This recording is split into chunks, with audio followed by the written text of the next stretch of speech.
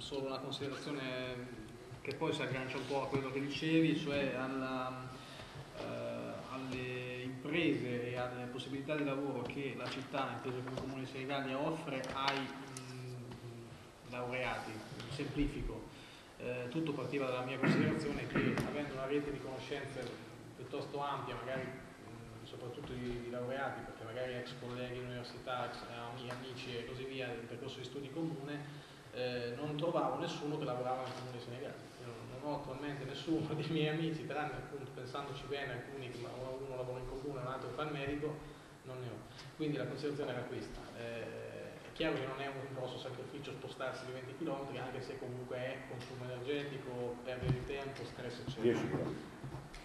Di 10 km, ma io per dire vado ancora molti anni. Ma non c'è, no, pensavo all'area. No, Zipa, ecco, chiaro, se si parla di Zipa, qui non si parla solo di aree industriali in quanto aree industriali, ma anche di che tipo di industria. L'industria della conoscenza, economia della conoscenza, come ha coniato felicemente Paolo, cioè un'economia che non è solo costruzioni edile, non è solo turismo, non è basso artigianato, basso nel senso non negativo, ma di qualifica, non è una considerazione. Una pubblica amministrazione non fa l'imprenditore.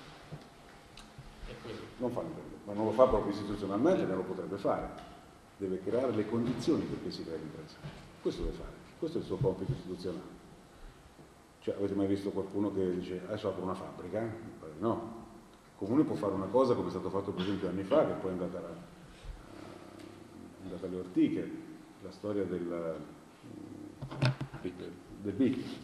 Il BIC era proprio, doveva avere questa finalità, no? Cioè quella di mettere a disposizione delle strutture, sia dal punto di vista del know-how, sia dal punto di vista del layout, cioè del fisico, per far sì che potessero, come dire, far da incubatrice a nuove imprese. Questo era un bellissimo obiettivo, ovviamente in mano alla politica è stato completamente massacrato e quindi è diventato tutt'altro, addirittura è servito solo per fare attività immobiliare perché ha affittato banalmente a qualcuno i capannoni.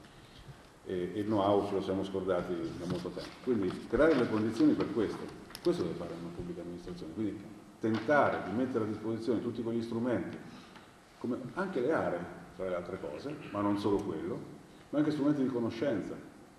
C'è stato un po' d'anni fa, sempre quando ero sindaco, un industriale abbastanza importante della Vallesina, che fra l'altro è senegalese di nascita, che c'è un'azienda, non faccio i nomi perché non sta bene, ma c'è un'azienda molto innovativa.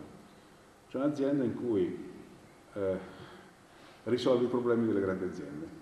Per esempio ha studiato i freni a disco, c'era un periodo che le Ferrari avevano i freni a disco che avevano dei problemi sopra una certa temperatura e lui rifà i processi. Allora, lui assume tanta gente, assume soprattutto giovani laureati, ovviamente in discipline tecniche, perché il lavoro è quello. Si lamentava con me perché non aveva mai trovato collaborazione, soprattutto nel comune di Senigallia, per mettere in piedi un sistema di rapporto dialettico fra la sua azienda e il comune e le scuole. Questo è importante, cioè creare questo tipo di sinergia, così si creano le condizioni per.